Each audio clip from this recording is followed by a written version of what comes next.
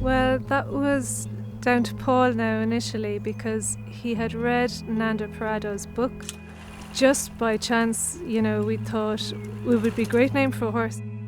I googled him, I found an email address thinking this'll come to nothing now,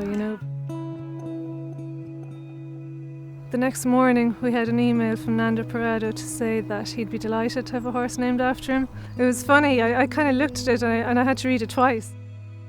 Paul was delighted, it was great. We bought him in December Tats as a foal, so he was a gorgeous foal. He's by Kodiak. We've had great luck over the years with Kodiak. They're lucky for us. He was lovely all through his yearling year, and as luck would have it, he kept coming back to us. Nando didn't sell at the sales as a yearling as he should have, and Paul had huge belief in him all along. We decided straight from the December sales in Newmarket that he would go to Clive. So he actually never came home after the December sale in Newmarket. He went straight to Clive and has been there since.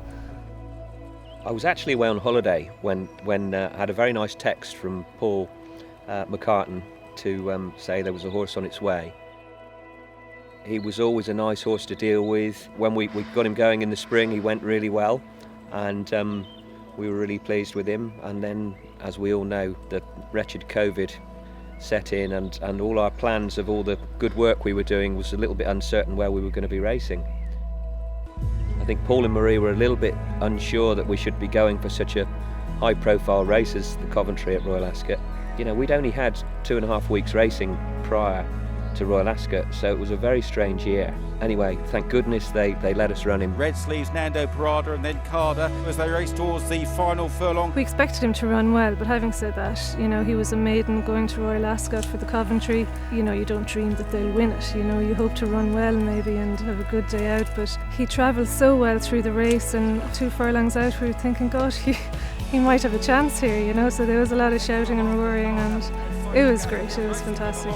Nando Parrado wins the Coventry. I wasn't surprised that he was able to do it, but I think that might just sit in the record books for a little while, I hope. 150 to 1 winner. I haven't met his namesake, no. I think it's a wonderful story. Obviously a very brave and courageous man, Nando Parrado. I'm delighted that the equine version certainly hasn't let him down. A couple of hours had passed before I sent him off the video and told him the horse had won, and he already knew that he'd won. So it just shows the global reach of Royal Ascot, it's amazing. A horse like him, for us, we're such a small operation, he's a horse of a lifetime really.